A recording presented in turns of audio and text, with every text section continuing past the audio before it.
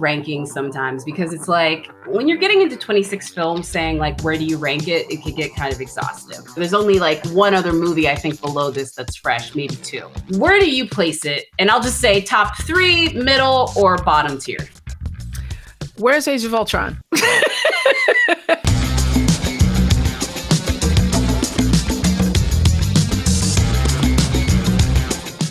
Okay, we're going to continue our deep dive discussion of Doctor Strange and the Multiverse of Madness with a section we call Afterthoughts, where we go to discuss some of the lingering questions left by the film and theorize what could be in store for the future. With our guest, Kara Mahorn. Thank you so much for joining us. And so I hate these rankings sometimes because it's like when you're getting into 26 films saying like where do you rank it, it could get kind of exhaustive.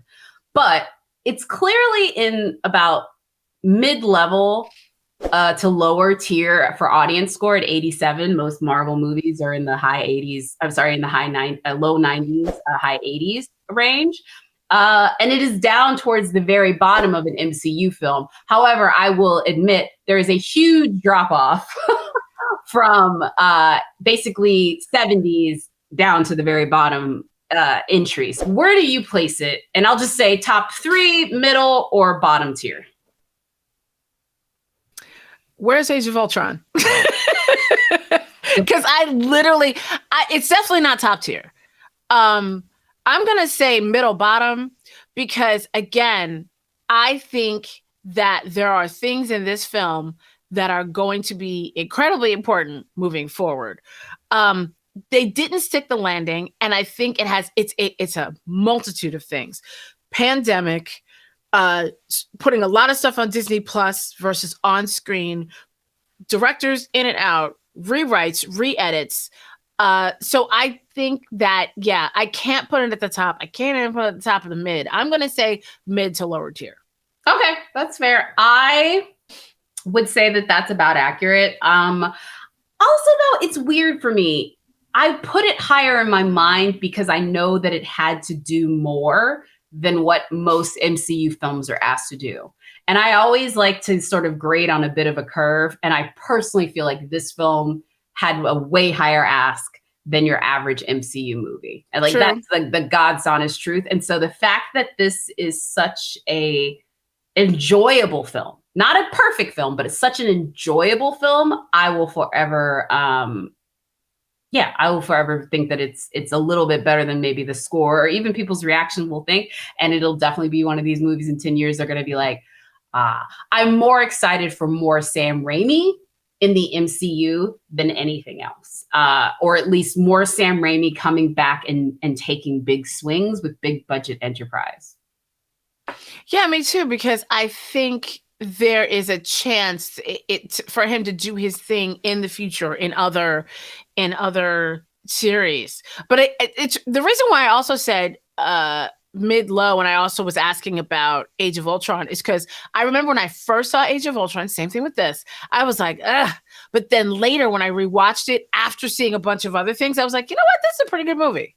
Mm-hmm. When I think of, so I'm going to agree with you in terms of it had to do more, it had to lift way more than most MCU films. So I definitely agree with you there. I don't want to rage too hard against marketers because they have one job, just get people to see the movies. And no offense, the people that are like raging about spoilers are people like us. They've got our money anyways. But what do you think is that right formula when you're looking ahead to say, okay, we want to show parts of the movie, but maybe not show too much? Or are you saying like, look, people still showed up in droves for this one and they gave away half of the movie in the trailers. So what does it really matter? I think it's a little of both. I think they did give away quite a bit. And even Feige commented on this. He's like, yeah, they kind of gave away too much. But you're right. A lot of people complaining about it are people who are very much in the know. That's why I think they should do less, especially on the TV spots, and give those exclusives to sites that have and cater to specific fans, because that's what they're going for anyway. It's just going to confuse people who are not fans. And for those who just don't want to be spoiled, besides staying off the internet, it's kind of making it tough because a lot of the spoily stuff was on network television. It wasn't even on social media. It's so interesting you brought up the sort of like spot things. I didn't watch enough of of the TV spots to really get spoiled. I'd seen the only thing that was minorly spoiled was Patrick Stewart and John Krasinski. Nothing else was spoiled for me. But I guess you felt like a lot of it was spoiled. Yeah, but you know what? I spent a lot more time on Twitter, so. And I am trying desperately not to be on Twitter more often. Like, I really, really am. Like, it's just not good for me. Like, it's just not good. You're like, it's way too stressful. Way too stressful. It's like, no, I'm good. I do not need this in my existence, as this is probably broadcasting on Twitter as we speak. This is what's interesting. This is set up. I loved Lashana Lynch in this cameo as well, too, because for folks that don't know, she was originally going to play the part that Deanna Wise played in the original Captain Marvel, correct? That is what I read, yeah. Yes. And then now she's coming back for the Marvels with both our current version with Brie Larson, and now they're also going to get a Maria Rambeau Captain Marvel in the same movie, which is being directed by Nia DaCosta, who directed Candyman. And so it's like a lot of the folks who I'd want to see in the MCU are already kind of getting there. I don't even know what it is, but I'll just put it out there. My three celebrities: Emily Blunt. I'm still like, look, I just want to see her in a uniform. The only reason why she's not is because of Meryl Streep, which is stupid, and Gulliver's Travels, which is even stupider. And after you watch a movie like Edge of Tomorrow, how can you not want her in the MCU? Any celebrities you want to see in the MCU? There are several, but before I mention them, I agree with you. Scarlett Johansson's outside MCU issues aside, I do believe that the whole thing was just not handled. Natasha's character as a whole just wasn't handled properly in the MCU. And so I do agree now, when I finally learned that, Emily could have been her, and then she could have also been just another Red Room agent. There's just so many things that could have happened. Mm-hmm. But again, choices were made. People I want to see in the MCU, Janelle Monáe. Yeah, that's a great one. Lana Condor. And I will tell you why. I got a chance to interview Lana years ago when she was in that X-Men movie that we don't talk about anymore. And she and Apocalypse. And she was so excited about her role and all the things that she was going to be doing. And she's a huge Marvel comic book head. And they cut everything that she did out. In fact, they put more of her in the ads for the movie than in the movie itself. When we do get a proper X-Men, I want her recast as Jubilee, and I want it done properly. Because they did her wrong. But yeah, if Janelle Monáe could be Storm, or any other entity in the MCU, I would love that. I would love it. But I could be here all day. Also, you know what? I'm sorry. I know people have said it, but Keanu Reeves should be in there somewhere. Yeah. Apparently he's had conversations. But this is the thing. So many of the people who I'd want to see in the MCU already are or about to be. Like, I look at somebody like Mahershala, of course he should be in the MCU. I look at somebody like Keanu, and of course they should be in the MCU. They're already talking about it. I still, to this day, love it when it's not people we're thinking about. When Chadwick got cast as Black Panther, I think Black folks knew who he was because he played James Brown and he played Jackie Robinson, and he had already been very big within our community. But I think a lot of folks didn't know who he was. And so I like that when that happens, because then there's a place to go. And then, or even when folks maybe push outside of type for whatever role that they end up being cast in, I'm all for that. So as much as I want well-known people, I'm more about like, let's right the injustices I'm still mad about. Emily Blunt. And then after that, I trust Sarah Haley Finn, or Sarah Finn Haley. She is the casting director for the MCU, and she has been responsible for every single casting that we've seen, from Robert Downey Jr. down to Sochi. And I put faith in her making a decision like casting Florian Montagu as Razor Fist. Any woman that can see the potential comedy and cinema in that man playing that role, I'm going to trust she knows what's going on.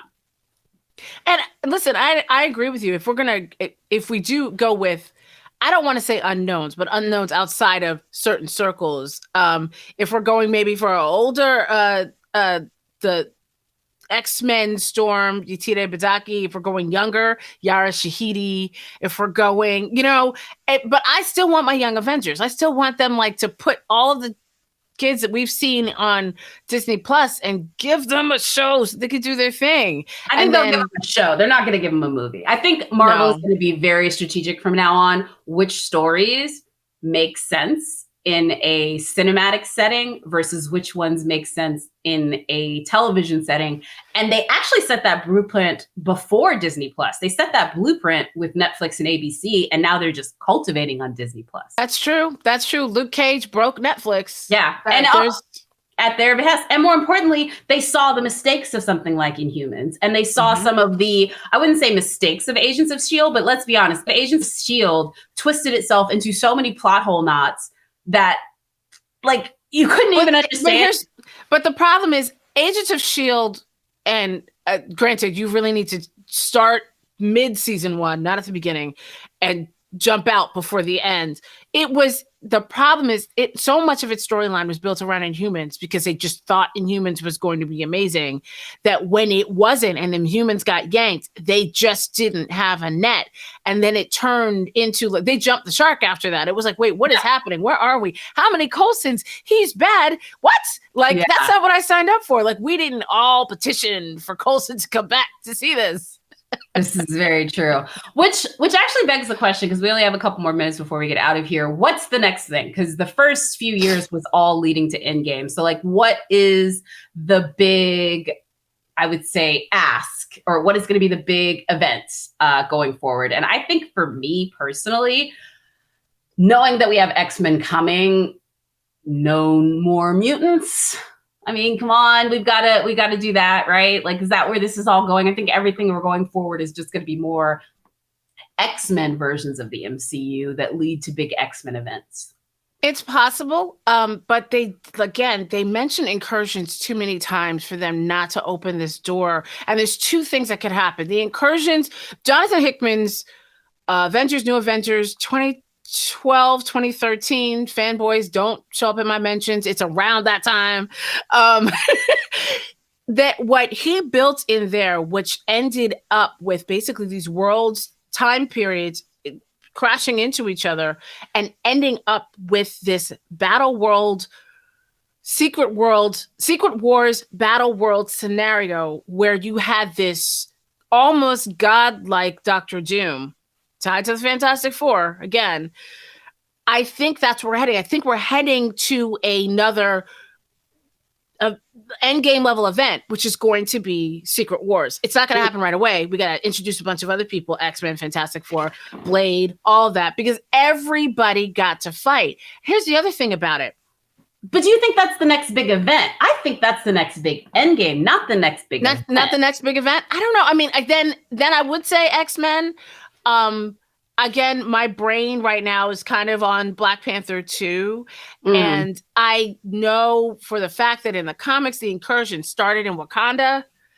And so it's just too easy. And now that we know that Winston Duke has more of a role, and we know that Michael B. Jordan is coming back, that I don't know why nobody's wrote about this yet, but maybe I need to pitch this. But I can see these multiverse versions, like we saw in What If, of Killmonger being the king of Wakanda, of the king of Wakanda ending up being Jabari leader like M'Baku.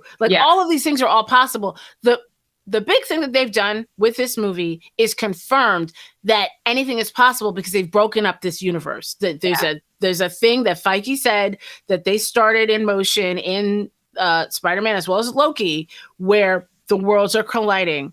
So I think the next big event could be X-Men. But here's the thing. If the next big event is Fantastic Four, I don't think they have to start at the beginning. I That's think fair. I don't think we need to see the origins, how they meet, how they get married, the next big thing, event or problem or issue could just have them show up. And now where'd they come from? Oh, we're from Earth 199999. Like, you know. So I am looking forward to, and the other thing this does is open up casting. Because there's always been this worry that certain actors are going to age out or be less interested or drop out of their roles or whatever. And opening up the universe like this basically gives the MCU free reign to cast whoever they want, even if they got kill them in an unsatisfying way, like they did in Doctor Strange Multiverse of Madness. Yes, but again, it's still just one world. There's 60 other places that you can go. And to your point, that means, yeah, if we didn't like one of these versions, we could do another one. Just to sort of like tie off on Sam Raimi, to tie off on what Multiverse of Madness sort of set up and what it could set up, a lot of people are talking about trying to get a Spider-Man 4. I will tell you, me personally, I'm not one of these people. I just am not. I'm not either. I'm not one of these people. But the one thing I will say is, I do want to give Sam Raimi a chance to make a Spider-Man movie, have it be its last Spider-Man movie, where he didn't get shoved Topher Grace. Because still to this day, apparently, Topher Grace basically signaling to Sony while he was at the height of his That 70s Show power that he wanted to do a movie is what literally derailed all of Sam Raimi's plans for the final movie. Like, yeah, there was not going to be Venom. They were going to hint at Venom coming, but the Tom Hayden Christensen character of Sandman was going to be the big villain. There was going to be no Venom. And if you look at the movie from that lens, you can't help but anything, because all of the great character development, all of the great character plot in that movie went to Thomas Hayden Church. And that was actually going to be probably a movie that set him on a path for 10 years later of making blockbusters. And that movie actually hurt everybody's career in it. We don't get emo Toby with no Venom. We don't get dancing in the street with no Venom. We don't get Toby being a to Mary Jane with no Venom. Like, for everything we gained by adding that character, we lost so much more. So for that respect, I would like to see Sam Raimi have the swan song that he enjoyed, but I'm okay if he doesn't get it. It's interesting that you said that, because I would like to see Sam Raimi do a Venom movie, but if you bring him into the Marvel universe, it's got to be with Peter. And so here's the thing. I'm not saying I don't like Spider-Man or I don't like the movies. I do. It's just, there's been so much Spider-Man over the past few years, and we're trying to get, like, I need to get to Blade. I want to see some other things. Yeah. I want to see, I would even like to see Raimi do something like a Marvel Knights, and we've got, just another iteration of a missed opportunity was having Raimi do an X-Men movie with the Demon Bear saga that was not done by Marvel. Yeah. I wish they had held on to that one or gotten that one from them, because Sam Raimi would have done a really good job with that. As far as this movie's concerned, here's the thing. It's not a terrible movie. If anybody who's watching this doesn't know that much about the comics, doesn't have Disney Plus, it might be a little confusing, but it's a fun ride. If you know tangentially, if you've watched some of Disney Plus, but you don't follow the comics, I think you're going to have a good time.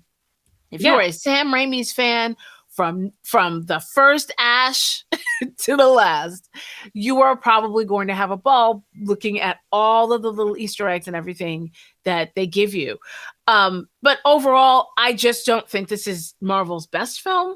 It's not their worst, but it had to happen in order for the rest of Phase 4 to continue and basically open up opportunities for other storylines.